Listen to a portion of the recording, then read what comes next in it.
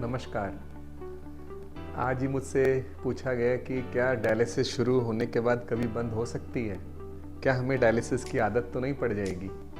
तो सबसे पहली बात तो ये है कि डायलिसिस की कोई आदत नहीं होती, वो ज़रूरत होती है शरीर की। जब हमारा गुर्दा काम नहीं कर रहे होते हैं दोनों, तो शरीर में जहर इकट्ठा होने लगता है और ये जहर कभी कभी इतनी मात्रा में बढ़ जाता है कि हमारी जान तक ले सकता है।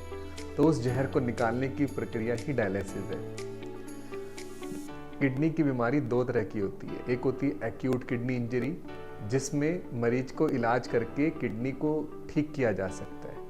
तो उसमें डायलिसिस एक सपोर्ट सिस्टम की तरह काम करता है और मरीज दवाइयों के द्वारा जब ठीक हो जाता है तो डायलिसिस बंद भी हो जाती है। और यदि कोई पेशेंट क्रॉनिक किडनी डिजीज़ का है जिसकी किडनी ठीक नहीं हो सकती, दोनों पूरी तरह से ख़राब हो सकती हैं, डैमेज परमानेंट है, तो ऐसी स्थिति में मरीज के पास विकल्प होते हैं। एक तो वो जीवन भर डायलिसिस में रहे या किडनी ट्रांसप्लांट करा ले।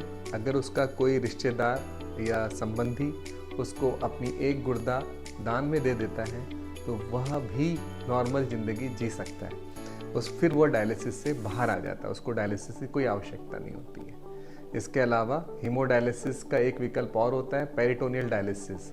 मान लो कोई पहाड़ में दूर रहता है जहाँ पर हीमोडायलिसिस यानी मशीन की सुविधा नहीं है, वहाँ पर हमारे शरीर में ही एक डायलिसिस की प्रक्रिया और होती है जिसमें हम पेट में एक नली डाल देते हैं और उसको पेरिटोनियल कैथेटर कहते हैं। वो पेरिटोनियम जो होता है, उसकी जो झिल्ली होती है, वो एक डायलिसिस मेम्ब्रेन की तरह काम करती है और वह उसमें हम पानी डालते हैं और वो पानी सारी गंदगी सोख लेता है और इस तरह से हम एक पेरिटोनियल डायलिसिस भी कर सकते हैं।